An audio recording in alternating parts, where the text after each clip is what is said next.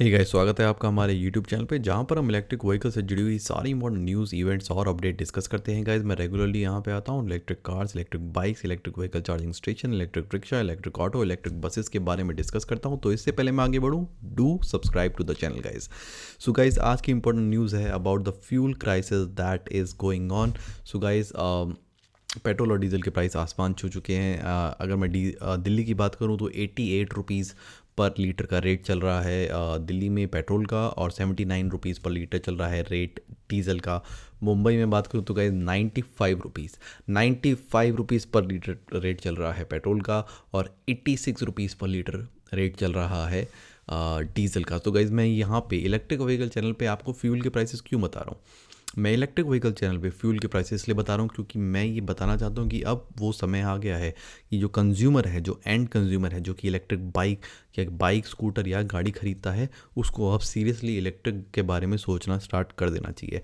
नहीं तो आप 95 रुपीज़ पर लीटर का पेट्रोल पे कर रहे होंगे और 86 रुपीज़ पर लीटर का डीजल पे कर रहे होंगे। इस प्राइस राइस का क्या रीज़न है उसमें जाना ज़रूरी नहीं है, लेकिन फिर भी बता देता हूँ। दो रीज़न है। ओपेक यानी कि organization of petroleum exporting countries, जो कि एक ऑयल प्रोड्यूसर्स का कार्टेल है। रशिया को इंक्लूड करेंगे तो उसको बोलते हैं ओपेक प्लस।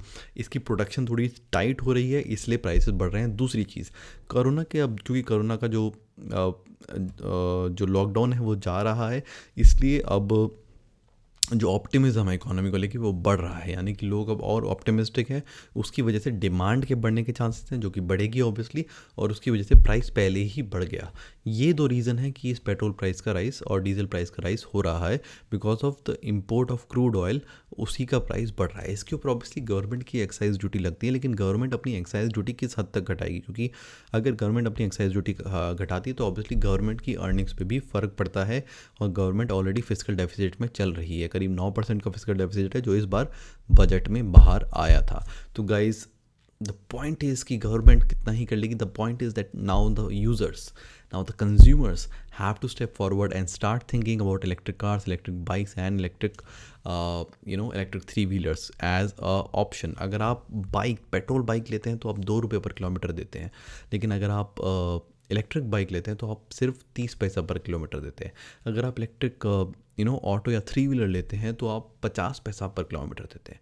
लेकिन अगर आप वही उसी का डीजल वर्जन लेंगे तो आप 3 रुपये पर किलोमीटर देंगे। Guys total cost of ownership of bike, scooter and car is almost crossed, यानी कि अब अगर total cost of ownership calculate करी जाए इलेक्ट्रिक गाड़ियों की और उसको कंपेयर किया जाए डीजल और पेट्रोल गाड़ियों से, वो लगभग सिमिलर ही आएंगी। और ये भी हो सकता है इलेक्ट्रिक गाड़ी की टोटल कॉस्ट ऑफ ओनरशिप कम आ जाए। टोटल कॉस्ट ऑफ ओनरशिप में क्या क्या आता है? Purchase cost, cost of maintenance, fuel cost and registration cost, insurance cost and finally resale value उसमें से माइनस होती है। ये सारी चीज़ों को मिला के बनती है आपकी टोटल कॉस्ट ऑफ ओनरशिप। और अभी पेट्रोल और डीजल प्राइस के चलते आई एम प्रिटी श्योर कि अब इलेक्ट्रिक कार्स की भी जो टोटल कॉस्ट ऑफ ओनरशिप है वो पेट्रोल और डीजल कार की कॉस्ट से कम हो जाएगी। इलेक्ट्रिक बाइक्स की ऑलरेडी हो चुकी थी, इलेक्ट्रिक ऑटोज़ की ऑलरेडी हो चुकी थी, अब कार की बारी थी।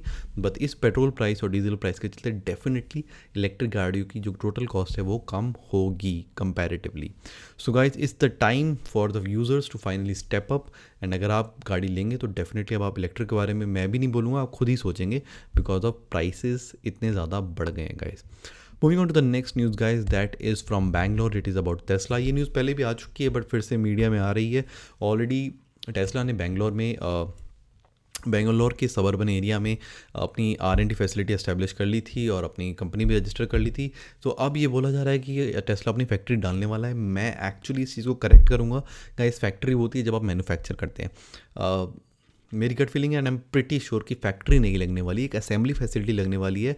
और वहाँ पे जो पार्ट्स आएगा वो शंघाई में जो फैक्ट्री है वहाँ से आएगा। क्यों? क्योंकि शंघाई फैक्ट्री में ऑलरेडी जो टेस्ला मॉडल 3 है वो बन रहा है, वो जा रहा है यूरोप पे ट्रांसफ़र हो रहा है। तो अगर वो यूरोप पे ट्रांसफ़र हो रहा है तो डेफिनेटली वो इंडिया में भी एक्सपोर्ट कर सकते हैं, क्योंकि इंडिया में भी जो ट्रांसपोर्टेशन कॉस्ट है वो कम पड़ेगी। So what I believe is कि कम्प्लीटली नॉकडाउन यूनिट, यानी कि कम्प्लीटली नॉकडाउन रूट, यानी कि पार्ट्स आएंगे, उनको असेंबल किया जाएगा और बेचा जाएगा।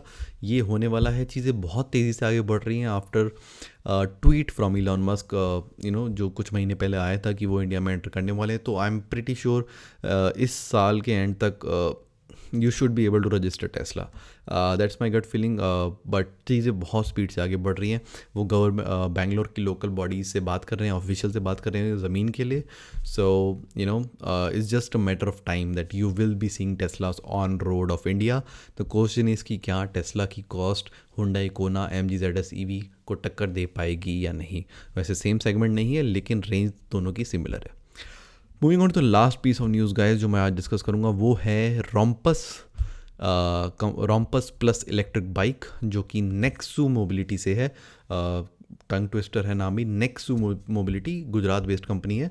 उन्होंने ये बाइक लॉन्च करी है रोम्पस प्लस, जो कि आप देख रहे हैं. बाइक का डिज़ाइन ऐसा चेसिस, जो चेसिस है बॉडी और बाकी सब चीज़ काफ़ी स्टैंडर्ड है. लेकिन एक चीज़ है कि हाँ, बैटरी चेसिस के ऊपर अलग से अटैच नहीं है, जो नॉर्मली मैंने इलेक्ट्रिक बाइक्स में देखा है. स्पेसिफिकेशन की बात बताऊँ तो 36 वोल्ट 5.2 एम्पियर आवर की इसकी बैटरी है. अगर किलोवाट आवर या फिर यूनिट्स में बात करें तो दोनों को मल्टीप्लाई कर देते हैं तो करीब 0.2 यूनिट की बैटरी बनती है, ज़्यादा नहीं है.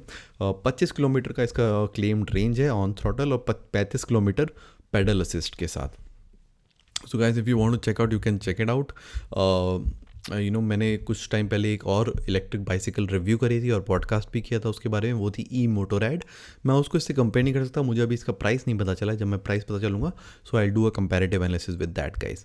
सो Rompus plus electric cycle that is from Nexzu Mobility. Go and check it out guys अगर आप इंटरेस्टेड हैं.